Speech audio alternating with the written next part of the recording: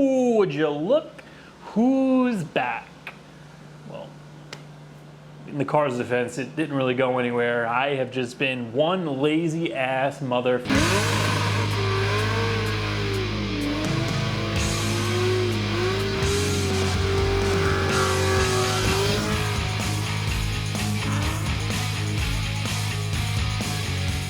Okay, now in my defense, I haven't actually been lazy. You guys have seen I've been working on the Tahoe and doing other things. To be honest, I kind of get bored of projects and I need to just kind of move away from them and jump onto something else. I've been working on the Camaro off camera. I've been working on my little Astra. Obviously, the Tahoe's been getting a lot of stuff done. But today, I'm feeling like working on the Trans Am again. And if we're gonna start doing stuff to the Tahoe mechanically and giving it more power, I need this girl up and running and out of here to get this extra space. But regardless of all that, today we're going to be jumping into the wiring. Probably the most anticipated video of this series so far. I'm going to show you guys how to modify the stock harness in a Thirdgen to accept the sensors, or to work with the sensors on the Gen 5 or LS or LT, whatever motor you're swapping in your car. I'm going to show you guys how to get that to work with the stock gauges. Not only that, we're going to relocate the battery to the back of the car. I'm going to show you guys what harness I decided to run for the fuel injected system. We're going to get that kind of ran through the engine bay, tied into the chassis. We're going to mount up the gas pedal. We're going to wire up the stereo system, and we're going to run the wiring to the fuel pump. Now, before we can get to the wiring, we just have to do a tiny bit more painting, just a little bit more. I can't promise you that, but we got a couple more things to paint. For any of you guys who you haven't really seen any of these other videos, I'm going to put a link to the playlist at the top of the screen. It's going to be on one of the sides here, and I'm sure you'll be just as sick of painting as I am.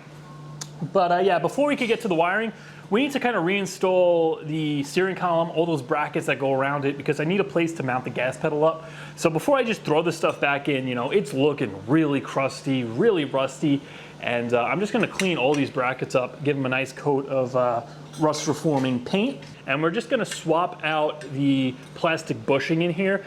For anybody who owns one of these cars, you may notice that over time, your brake pedal, it gets very loose. My Camaro is actually a lot worse than this car.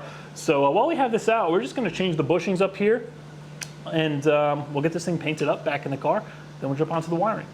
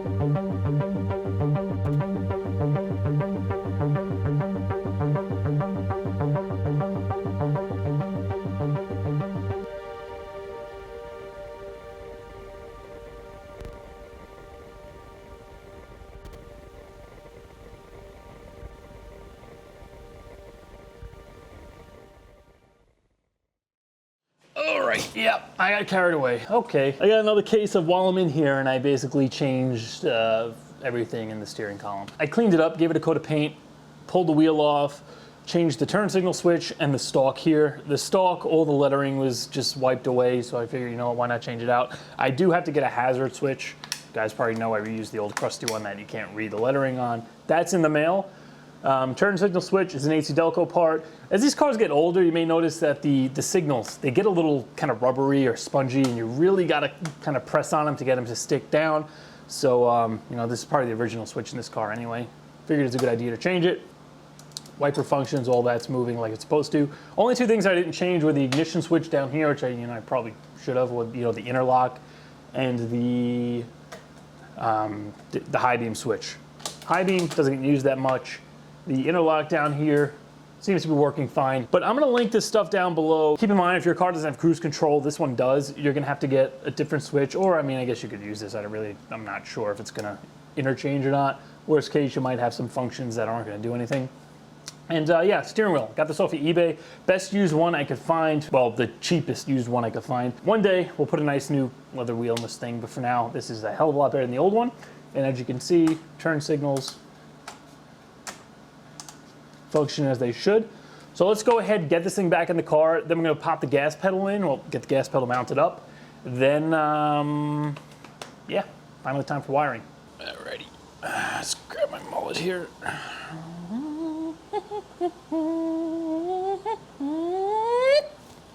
All right, columns in, heater box is in, brake pedals in, climate controls are in, and I reinstalled that harness, hooked all the vacuum hoses back up to the doors on the heater box.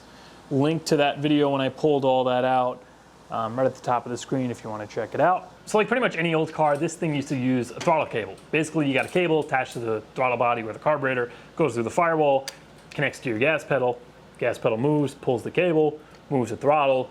Very simple, very reliable. With our 2016 L83 Yukon motor here, it uses drive-by-wire just like any other car built today. So pretty much we have a sensor here, gas pedal moves, sensor sends a signal to the PCM, it moves the throttle body, and it controls it that way. Now, the problem comes in when it comes to mounting this, because if you look here, the original pedal, the mounting point is further down, whereas this pedal, it's a lot longer and it mounts up here. So the biggest thing, the number one thing you wanna try to maintain is that factory pedal position. So we want this thing to end up in the same spot or as close to it as we can as the original pedal. Because if we can't, or if you don't achieve that, you're gonna immediately notice when you go to drive this thing.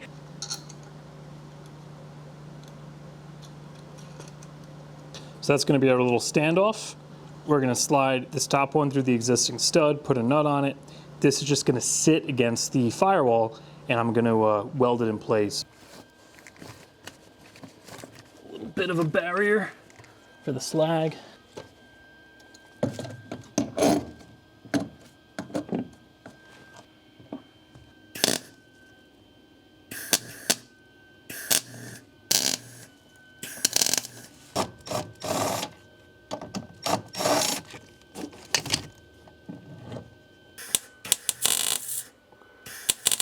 So giving you guys a closer look here, we got our stud or our bolt crudely welded to the firewall. Drive-by-wire pedal, we're going to use that top existing stud from the old pedal. Bottom one lines up perfectly, look at that. And from here we can move that bottom nut and pitch this however we want, and then the only thing left to do is going to be to cut this pedal off, and I want to weld the Thirdgen one on a little higher up. So it's pretty much at the same height.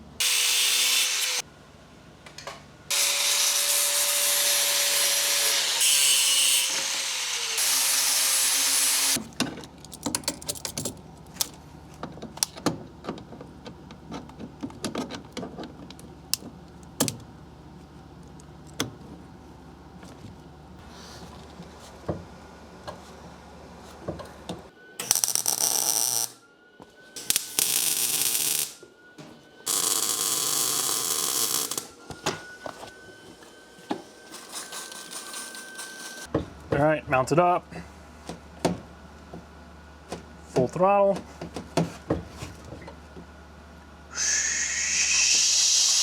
I don't know if that was the blow-off valve or my rod's breaking in half. All right, so the gas pedal's back in.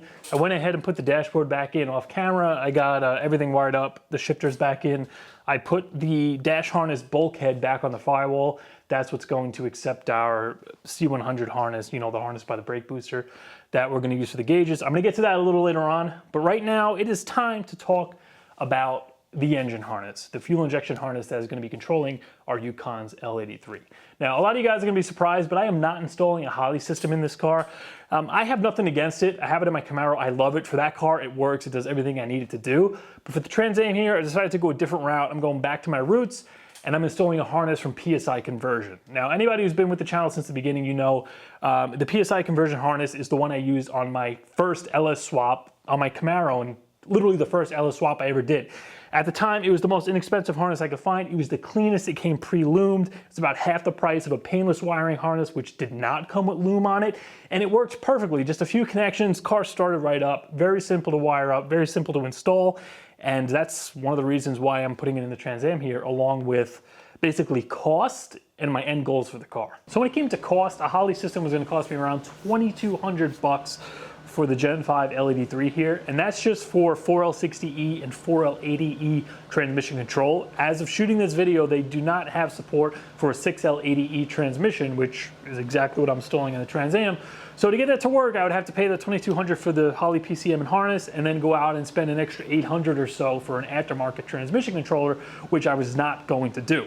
On top of that, I was kind of already planning on putting this harness in just because it retains the factory or, you know, the stock OBD system. So it's still gonna have an OBD port, OBD2 port, just like any other car on the road. So if a problem arises where it's misfiring or something, the check engine light, we're gonna wire that up today. I'm gonna show you how we're gonna get that working.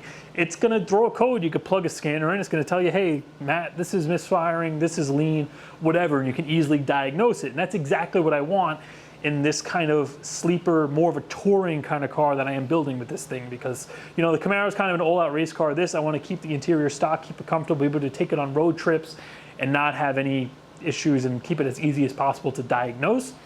Whereas with the Holley, you got to plug in the laptop. It only has a USB port. It doesn't give you straight out codes. It just kind of has some lights on the PCM, which are kind of useless because it's going to be tucked into the dashboard anyway. And it just doesn't give you a straight out diagnostic code.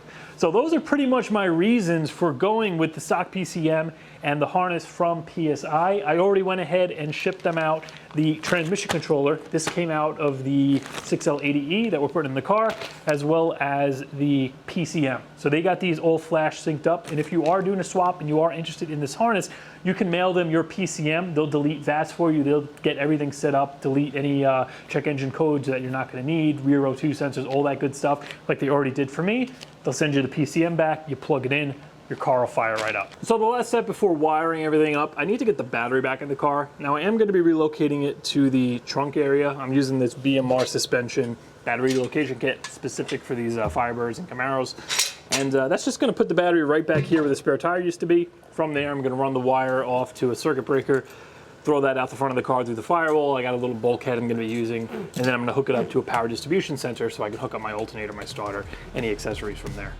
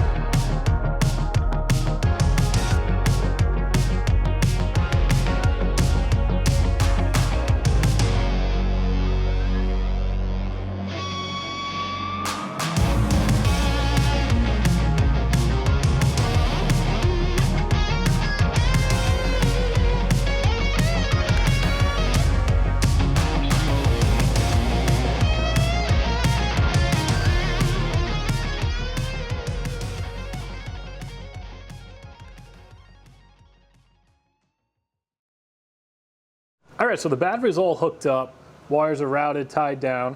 I also went ahead and got the speaker wire ran. So I'm basically going to be putting a system in this a little later on, and I'm going to have an amp in the back. So what I did was run speaker wire from the area where the amp's going to be. I labeled all the wires, and I just ran them to each speaker, you know, the 2 back sail panels, and then 2 wires going to the dash for the fronts. Then the battery's looking great. It's nice and secure. And we got our ground hooked up. We got our circuit breaker, which I think my favorite feature of putting the battery back here is going to be now. So whenever I'm working on the car, I could just come in here, flick the breaker. It's going to kill the power. I don't have to unplug the battery anymore. If we take a look right under the driver's side kick panel there, we have nothing because I didn't put the circuit breaker on. Hold on.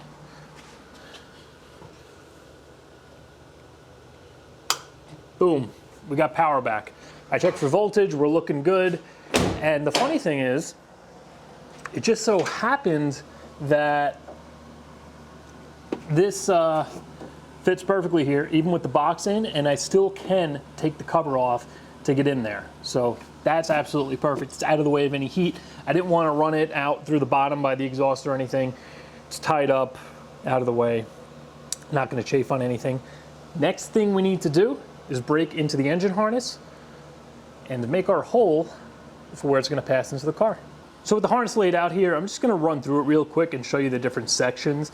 And first thing you need to know, once again, this is a standalone harness, meaning it does not care what car you're putting it in, and it does not need the car to work. You could just give this thing battery power, give it fuel, hook it up to the engine on the stand, and it's going to run.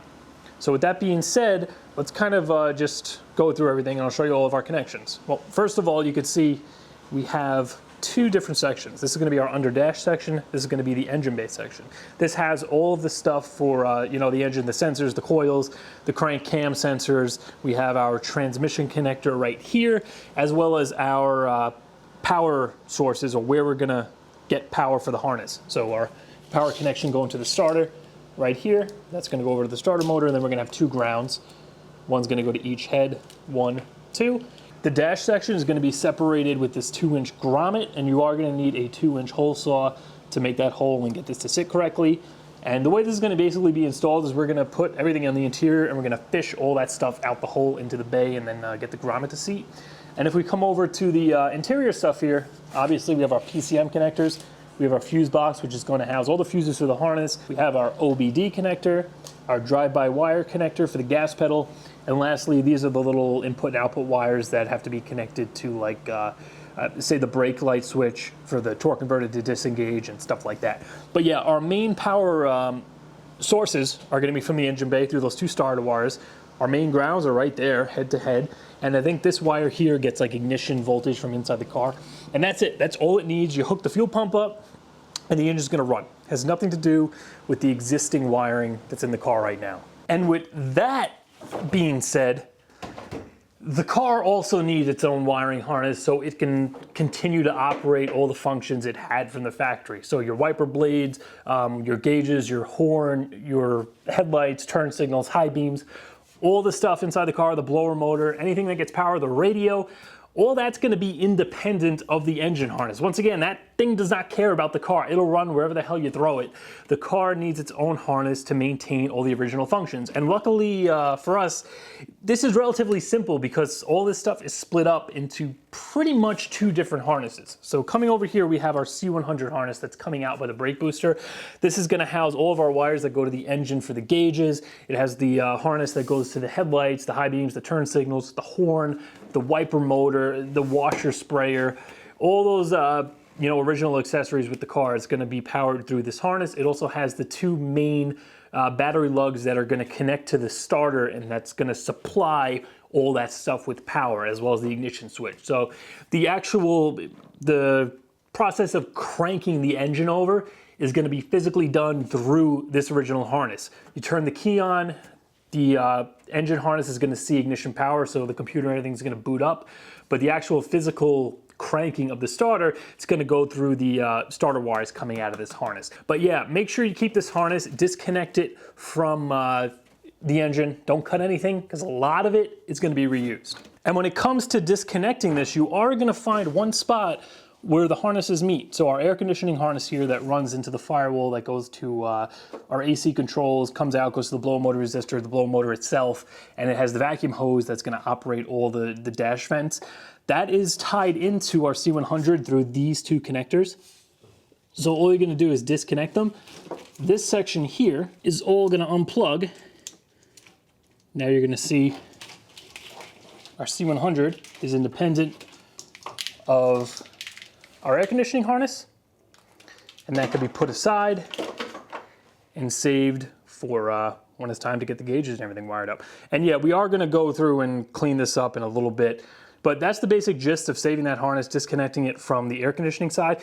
And if you're not running AC, you could just get rid of this entire thing. If you're doing like a pure race car, it doesn't really matter. But regardless, you are gonna need that C100 harness in some form to, at the very least, crank your starter over and, you know, give power to the ignition switch. And finally, the harness that you can get rid of, I already got rid of it.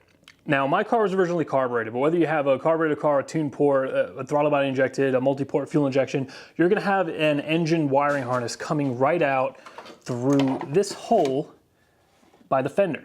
And that's pretty much just gonna go straight down into the interior and plug into our computer. You can see here, this is the old bulkhead where the harness used to pass through. I already cut that out and got rid of all the wires. And I just left the bulkhead in there to plug the hole up. But that's gonna go to the computer and then come out and go to all the sensors on the engine for all the old fuel injected crap, none of which you're gonna need. So you could disconnect that from the engine, pull it out of the fender, and when you come inside the car, you're gonna find it's gonna go to your PCM, which once again is gone, and that's gonna plug right into here. So what you're gonna wanna do, and what I've already done, is cut off these two connectors from that harness and save them, because we're gonna use these to get our ignition source and some different kind of accessory power for our new harness, because everything's already here. It was already being supplied to the old computer, so we might as well use it. And this is just tapped into the dash harness. In fact, the only thing left that I gotta pull out that I was retaining is the buffer box for the speedo, because I had the speedometer still working.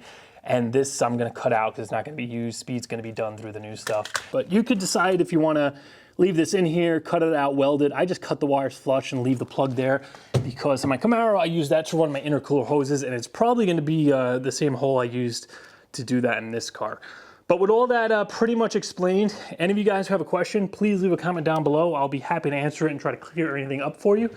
But we are finally ready to make that hole in the Firewall, get this baby fished through, and then I'm gonna show you exactly how to get the gauges to work.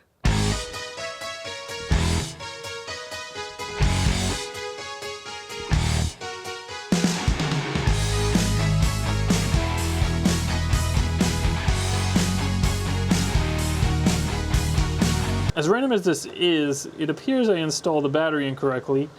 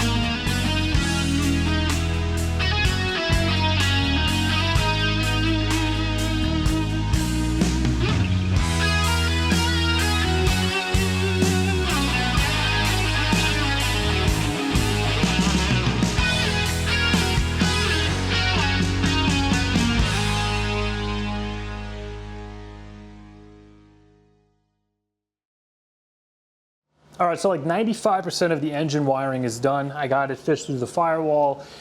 Be sure you start with that transmission connector if you are doing the exact same swap I am with the 6L80E. That's a big boy and it needs to go in first, otherwise nothing else is gonna fit. But with that fished through, I went inside the car, I got a lot of stuff wired up. I got the fuel pump wired up. And as far as making this hole, I cut it in the exact same spot I did when I did the swap on my other car. So we used a 2-inch hole saw blade and I cut it right below the air conditioning wiring harness where it comes out of the Firewall. And there's one caveat to this.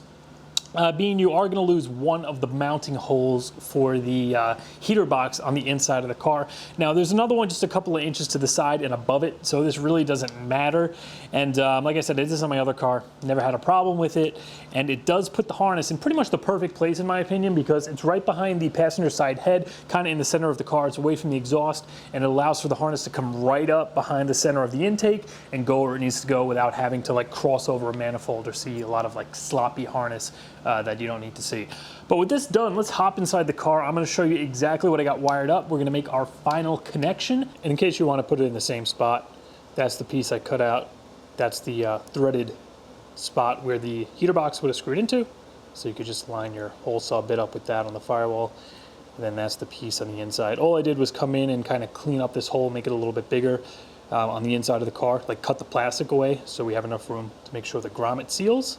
And yeah, came out pretty nice. All right, so moving inside the car, we have the PCM mounted up nice and securely. I used the tray that PSI Conversion supplied me. ECM clicks into there real nice. It's out of the way. I could get to all 3 of those connectors with it installed that way in the dash, like back in and tight. So that's pretty cool. And now the only thing I need to find a home for is the fuse box. I'm gonna probably take the 2 mounting brackets off of it and double-sided tape it to the plastic cover. The kick panel, the kind of knee cover that goes into the dash. That's what I did in my other car, and then when I pull the cover down, it'll kind of be attached to it, and I could just pull it apart and see the fuses if I need to. So coming in close here, we have our fuse box assembly. We have this one red wire that needs to go to constant cranking ignition voltage, and that's the last thing I need to hook up, and what I'm going to show you what we're going to tap into to get that signal. For the fuel pump relay, now, once again, this fuse box here, it has a spot for the fuel pump relay. They give you a fuel pump relay. It's just not hooked up to the battery or the fuel pump yet. So these 2 wires right here, if I take you guys in close, this black one and this green one are coming from the main engine harness, and then they go into the fuse box to the fuel pump relay provided, and that's the trigger circuit. So when you turn the key on, the PCM is going to trigger this fuel pump relay, and it's going to prime the system, and when the engine's running, obviously it's going to keep this relay on and let the engine run. Now what you need to do is supply it with constant battery power for the fuel pump, and you need to run the wire coming out of the relay to the fuel pump. Now they do provide you with a couple of pins to do this. So all you're going to do with these guys is crimp a wire onto each one. One's going to go straight to your battery, the other one's going to go straight to the power side of your fuel pump, and you're just going to click them into the open, the 2 open spots for that fuel pump relay in the fuse box. Now what I decided to do was move my fuel pump relay from that box and make my own kind of independent setup, just because I'm going to be running a higher amperage pump and also 2 of them later on. So you saw me extend these black and green wires. That was the trigger side for that fuel pump, and I just cut them, soldered my own wire on, and ran that to the back of the car. And everything pretty much ended right up by the battery. So after extending that green and black wire for the fuel pump trigger, I just ran that into my own 30/40 amp relay. That's getting power directly from the battery through a little fuse box I added, and 10 gauge wires coming off of that going into the relay. Out of there, another 10 gauge wire going to the pump, and then it's grounded once again with 10 gauge wire straight to the chassis on my ground lug here.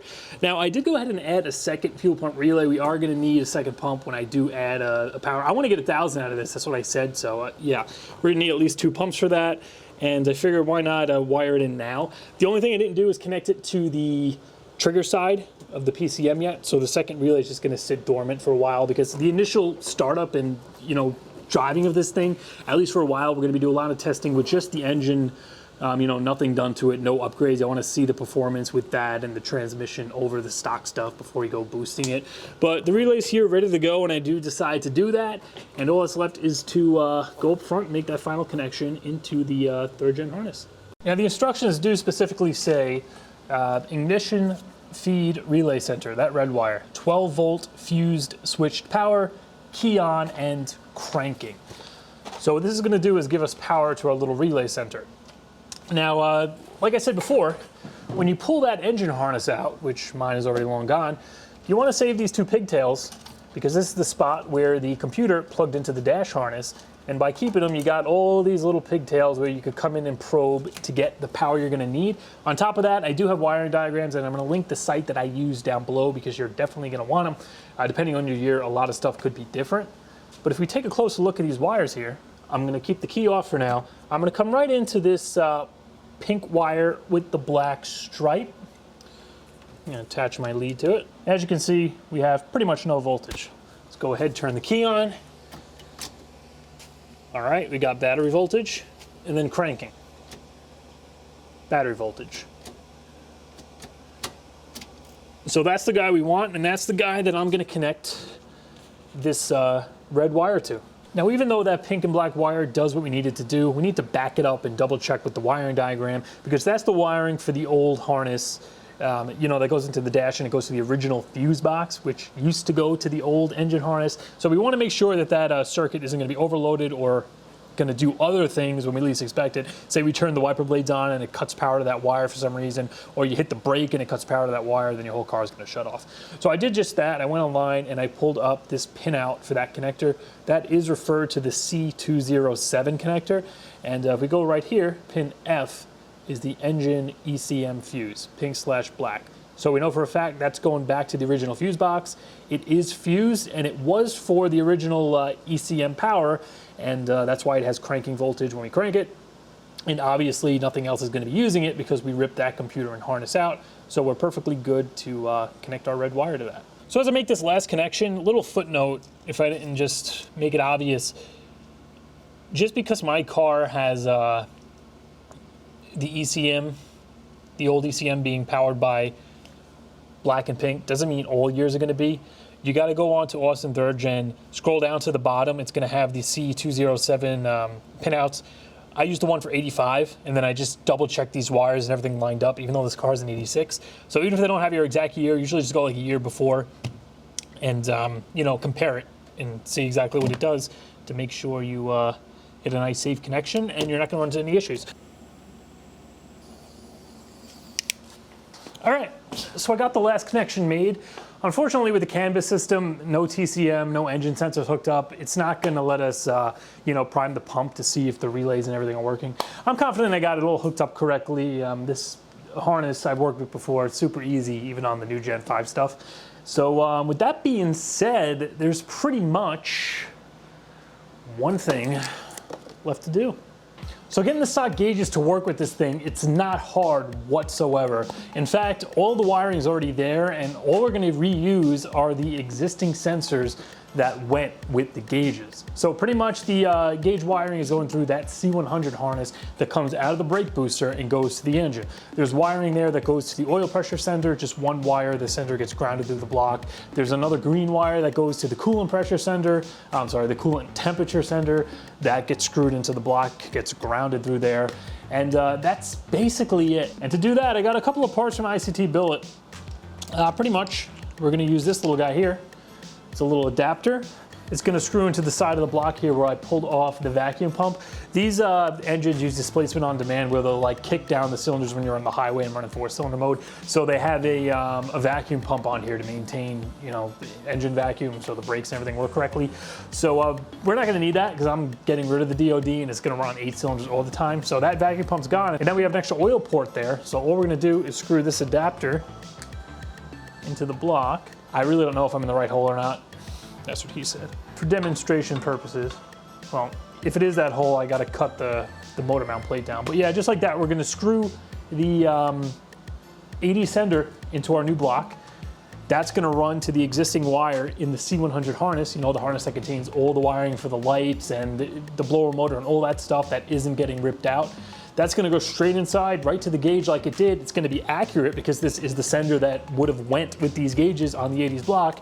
And then the same thing for the coolant, except with this, we got a different adapter. This guy is gonna screw into the side. So there's a plug on, I believe, driver's side of the motor.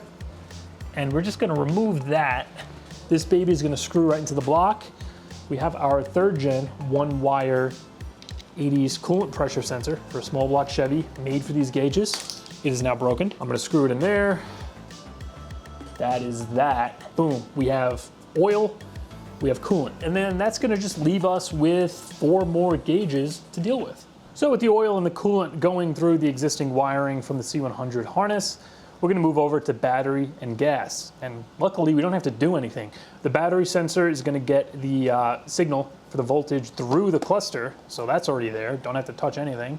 And then the gas gauge is already wired through the car going to the sender and into the back of the cluster. So these gauges are gonna work regardless, so already that's half of the cluster.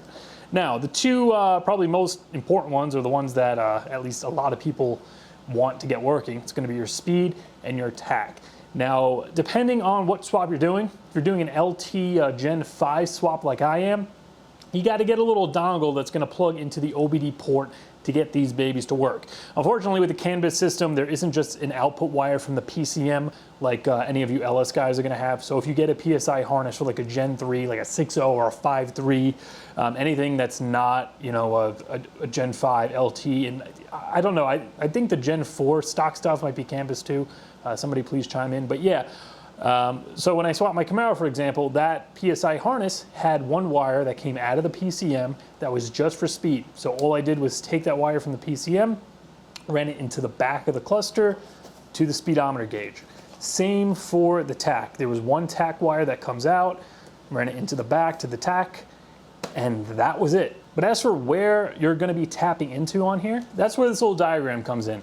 Now this is specifically for a Firebird. Once again, I found this actually through Google. I don't think I found this on the Austin Thirdgen diagram site. A lot of this stuff you're just gonna have to Google for your year, like cluster pinout, stuff like that. But as you can see here, this is the back of the Firebird's instrument cluster. And as you can see, well, I don't know how well the camera's gonna pick this up, everything's numbered, what everything does. So right here we got C2, that's connector 2, down here's connector 1. Let's go over here and see what we're dealing with. So first of all, connector 1, number 1 is tachometer. So if we come over here, connector 1, it's numbered pin 1 right at the bottom right.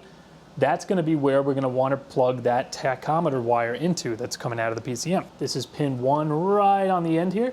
Let's follow this guy. So it's going to come out through connector 1. We're going to go up here, going to come up here. It's going to stop right there. What do we have there? Boom, the tack. And the way you're going to tap into this, at least what I did, was take the connector that's in the dashboard that connects into the back of this, just pull it out, and you can just cut that wire right where it comes out of the connector and just solder your wire that's coming from the PCM into it, and it's going to be hooked up. Same thing for the speedometer. Same connector, C1, all the way down here, pin 14 is speedometer. Pin 14 is directly above pin number 1, right on top of it on the right there. As you can see, it's actually numbered. There's number 14, and we're going to come right out of here. We're going to go up this way, up this way, up this way. Stop here. We're going to bridge across. Boom. And that is going to our speedometer. So where are these output wires from the PSI harness? So LS guys, if you're doing an LS swap, like I said with my Gen 5 here being its canvas, it does not have a dedicated wire from this bunch that's just going to be outputted from the computer that I can hook to my cluster. That's how I originally did my Camaro. But if you're doing an LS swap, you're going to have these wires here. A few of these are actually for the fan, so the fan wiring is completely independent of this. You could get a separate harness from PSI that's going to have the relays and everything in it, but I'm going to make my own. That's what I did in my Tahoe. I'm going to put a link to that video at the top of the screen if you want to see exactly how to get them hooked up and working with your factory PCM. But yeah, 2 of these wires are going to be for fan 1 and fan 2 ground. They're going to ground the relay, turn the fan on whenever the coolant gets up to temp. Another wire is going to be for your tachometer output, and another wire is going to be for your speedometer output. One of these, in my case, needs to be ran to the brake switch for the torque converter. And yeah, LS swap guys too, if you're doing an auto swap, you're probably going to have to do the same thing. But yeah, you'll just take that tack wire, extend it, run it to the connector right there by the cluster. You can easily just come in here, unclip it, find that pin 14, cut the wire off from the harness, and then just connect that wire from your output coming from the PSI harness into there. So that's gonna go into the cluster, go right where it needs to be. All years, that's basically gonna be the gist of it as far as getting the tach and the speedo to work. And let's hop over to the engine bay. I'm gonna show you those existing wiring for the coolant and oil sensors. So in this rat's nest, it houses the old wires that went to our, small block Chevy oil and coolant temp sensors. Now, next episode, we're gonna pull this apart. I thought I was gonna do it this episode. I've been shooting this video for like 2 weeks, and everything I'm gonna do here, it doesn't essentially have to be done, because all you need are those 2 wires, your oil wire. Let's see if we can find it. Here we go. This went to the old small block Chevy oil pressure sensor. So we're just gonna reconnect this, it's plugged into the Firewall. We'll just reconnect this to that oil pressure sensor that we're gonna screw into the new block with that adapter, and then the oil gauge is gonna work. Same thing for the coolant, that's down here somewhere. And yep, here it is, the green wire. This is what used to go to the old single wire coolant sensor. So we're just gonna reconnect this, obviously with the new connector end because it looks like crap, but we're just gonna reconnect that to the Thirdgen sender that's gonna be screwed into the LT block, and that gauge is gonna function exactly how it used to with the old engine. All you need to do is reconnect those senders, but obviously there's no reason to install this friggin' rat's nest of wiring, because there's a lot of stuff in here that we're not gonna need anymore. For instance, we have our tach wire that went to the distributor, as well as the ignition wire that went to the coil. We have our old alternator wiring down here. This went to the old small block alternator. We have like a knock sensor wire that goes through that joined into that C207 harness that went to the PCM. And there's just a lot of stuff that you don't need and we can eliminate. And plus all of this loom and stuff can get cleaned up. We're gonna replace it and really shrink it down and make it look a hell of a lot nicer than this. Alrighty. So that wraps up this episode, guys. We got the L83 wired up. She's pretty much ready to go. Once it drops in, we just gotta connect the connectors, make our battery connections, and that's it. The fuel pump's wired up, everything in the car is pretty much good. A couple of things I need to tie up, like I need to put the OBD connector underneath the dash once the engine's in and the harness is, in its permanent spot between the Firewall and the engine bay. And yeah, just kind of find a place to put that fuse box. But all in all, we got a lot done today. It's starting to look like a car. We got the steering wheel back in, steering column, dashboard back in. She's wired up. And next episode, we are gonna break into this mess just to clean it up a little bit. Like I said, we already have our wires in here that are gonna be going to our gauges. We don't really need to change anything, but there's a lot of stuff we could just cut out and eliminate it because we don't need all this junk. But yeah, we'll take care of that next time. Along with cleaning the engine up, we're gonna kind of descale it a little bit. Maybe paint a few things, I'm not sure. Get the oil pan on for good, screw those sensors in, maybe throw a new belt on it. I gotta find a throttle body.